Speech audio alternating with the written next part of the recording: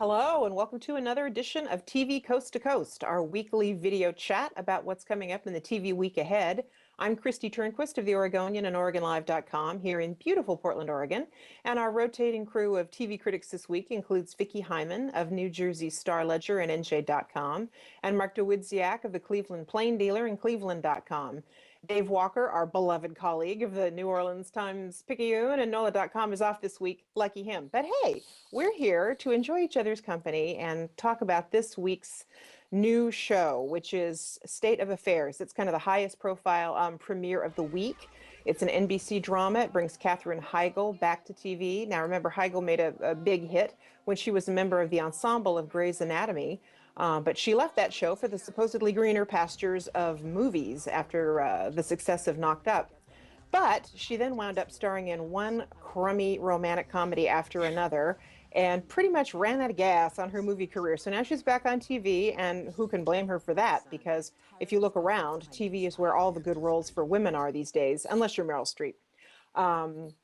In State of Affairs, Heigl plays Charleston Tucker, a CIA analyst who, in addition to having a really irritating name, she's sometimes called Charlie. She is charged with briefing the President of the United States about the most important crises brewing all around the world. Now, just speaking for me, I found this political thriller not that thrilling, and I thought Heigl tried hard, had some good moments, but overall this felt like kind of a faded copy of Showtime's Homeland, and I thought the writing was either flat or corny, and I found Heigl's character really unconvincing as a Carrie Mathison wannabe. Obviously, Carrie Mathison has her issues as well. But, I didn't hate State of Affairs, but I'm not going to run to the ramparts to tell everybody to watch it either. Mark, let's hear from you. What did you think of the show? Well, I didn't hate it either, because how can you hate anything that's this funny? I mean, I was giggling all the way throughout and this. It's not a comedy. Oh! Well, then I'm changing my opinion. And thank you for being straight man on that. This whole series is an improbability wrapped around an implausibility with impossibility layered on over the top. You just don't buy a second of this. And I went in thinking, okay, Katherine Heigl's got some moves. She doesn't have any moves in this. She has tall and she has taller. And the dialogue is, the dialogue really will leave you giggling. It's so heavy-handed. And I understand, look, I get any espionage thriller, whether we're talking Homeland, 24, The Blacklist, which this replaces for a while, they all have their moments of, oh, come on. That's not going to happen. That would never happen.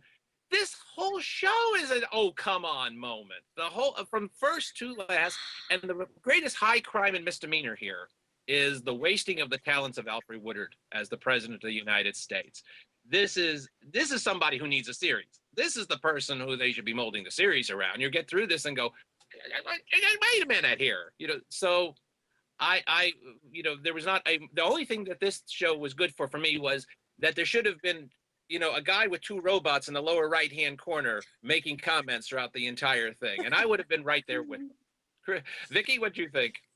Well, I don't know about that. I mean, you put 24 and Homeland in the same boat, and I think 24 is, goes in one direction completely ridiculous. And if Homeland for you is supposed to be believable in some way, I mean, there's no way that Carrie Mathison would still be employed by the CIA after everything that she has been done. But I'm willing to give Homeland, the benefit of the doubt and sort of like put that aside because it does the spy thriller so well, and because I love Mandy Patinkin.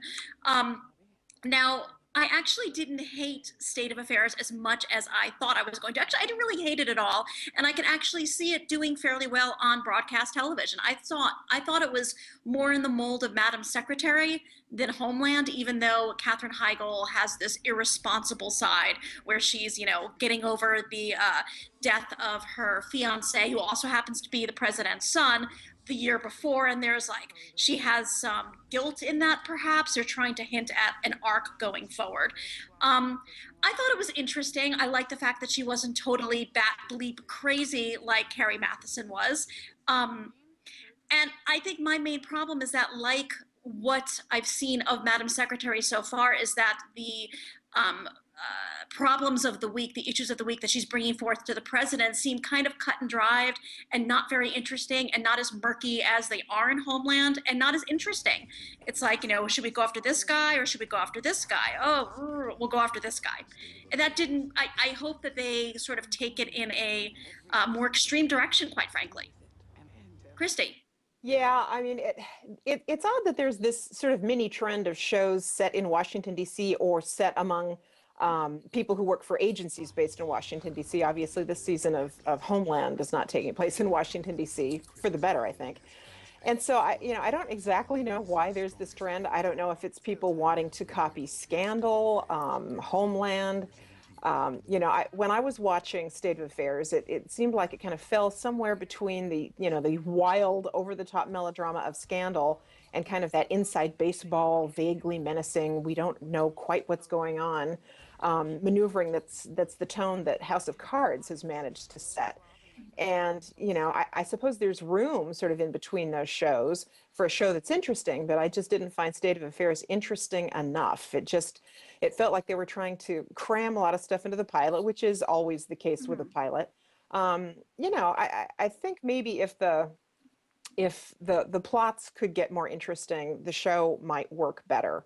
But I do find Heigl interesting to watch. She's taken a lot of heat for some comments that she made about the movie Knocked Up being kind of sexist. I happen to agree with her. I thought it was kind of sexist. She's taken a lot of heat for being fairly opinionated, I guess, about her career. And, I don't know her. I don't know if she's hard to work with. I think all that has been a little unfair.